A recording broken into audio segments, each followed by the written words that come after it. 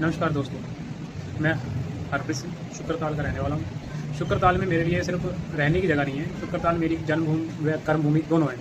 मेरी आस्था से जुड़ी हुई जगह भी है। मेरा बचपन इसी मिट्टी में बीता है, इसलिए शुक्रताल की कोई भी समस्या मेरे लिए सिर्फ एक खबर नहीं है, बल्कि मेरी अपनी समस्या है। जब अपने घर के सामने कोई परेशानी होती है तो उसे देखकर चुप रहना मेरे लिए शायद संभव नहीं है। आज मैं किसी व्यक्ति विशेष के खिलाफ नहीं बोल रहा, किसी नेता के खिलाफ नहीं बोल रहा, किसी राजनीतिक पार्टी के खिलाफ नहीं बोल रहा। मैं सिर्फ एक जिम्मेदार नागरिक के तौर पर अपने शुक्रताल की स्थिति को लेकर सवाल पूछ रहा हूँ। शुक्रताल में कोई सामान्य जगह नहीं है, यह एक प्रसिद्ध धार्मिक और तीर्थ स्थल है, जहाँ दूर दूर से श्रद्धालु आते हैं। लोग गंगा स्नान करने आते हैं, कथा और भागवत कथा कराने आते हैं, अपनी आस्था और श्रद्धा के साथ इस पवित्र भूमि पर आते हैं। ऐसे स्थान की पहचान सिर्फ उसके इतिहास और धार्मिक महत्व से नहीं होती, बल्कि वहाँ आने वाले व्यक्तियों को मिलने वाली व्यवस्था से भी होती है। आज शुक्रताल में विकास के नाम पर कई बड़े काम हो रहे हैं। गंगा घाट के पास शानदार पार्किंग बनाई गई है, अच्छे पत्थर लगाए गए, आप देख भी सकते हैं, मैं दिखा रहा हूँ ना। गंगा घाट का निर्माण हुआ और कई जगह विकास कार्य किए गए, लेकिन मेरा सवाल बहुत सीधा है, निर्माण के बाद उसकी देखभाल कौन करेगा?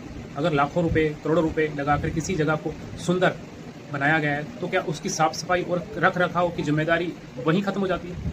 सुंदर पत्थर लगा देना विकास है, लेकिन उन पत्थरों पर गंदगी पड़ी रहे तो क्या वह विकास पूरा माना जाएगा? घाट बना देना जरूरी है, लेकिन घाट के आसपास साफ सफाई और व्यवस्था बनाए रखना क्या उससे कम जरूरी है? कि नालियों को देखिए, कई जगह नालियां ब्लॉक पड़ी हुई हैं, थोड़ी सी बारिश होते ही और पानी सड़कों पर जमा होने लगता है। गंदा पानी, बदबू, कीचड़ और जल भराव की स्थिति बन जाती है। हम जो यहाँ रहते हैं हमें पता है कि बारिश के समय वहाँ क्या हाल होता है। हमारे बच्चे इन्हीं रास्तों से स्कूल जाते हैं, बच्चे ट्यूशन जाते हैं, लोग बाजार जाते हैं, बुजुर्ग आते जाते हैं, बाहर से आने वाले श्रद्धालु भी इन्हीं रास्तों से होकर गुजरते हैं। तो मेरा सवाल है, अगर किसी बच्चे के साथ कोई दुर्घटना हो जाए, कोई बुजुर्ग गिर जाए या किसी गंदे पानी की वजह से परेशानी हो जाए, तो उसकी जिम्मेदारी किसकी होगी? क्या हम किसी दुर्घटना का इंतजार करेंगे या उससे पहले व्यवस्था को ठीक करेंगे? और एक बात जो मुझे सबसे ज़्यादा सोचने पर मजबूर करती है, जब किसी बड़े नेता का शुक्रताल में आगमन होता है, कार्यक्रम होता है या कोई नेता यहाँ आने वाला होता है, तो सफाई व्यवस्था में अचानक तेजी दिखाई देने लगती है, सड़कें साफ होने लगती हैं, जगह जगह व्यवस्था सुधरती दिखाई देती है और ऐसा लगता है जैसे अचानक पूरी व्यवस्था जाग गई है और अब कभी नहीं सोएगी। तो मेरा सवाल है, अगर किसी नेता के आने पर सफाई हो सकती है तो आम जनता के लिए रोज़ सफाई क्यों नहीं हो सकती? क्या आम जनता इस देश की नागरिक नहीं है? क्या आम जनता वोट नहीं देती?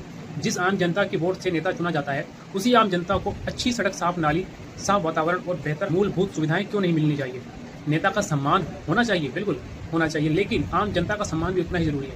अगर किसी बड़े व्यक्ति के आने पर कुछ घंटों या कुछ दिनों के लिए व्यवस्था चकाचक हो जाती है, तो वही व्यवस्था 365 दिन आम जनता के लिए क्यों नहीं हो सकती? यह सवाल किसी व्यक्ति के खिलाफ नहीं है, यह व्यवस्था से सवाल, क्योंकि प्रशासन में जो अधिकारी आज हैं, हो सकता है कल उनका ट्रांसफर हो जाए।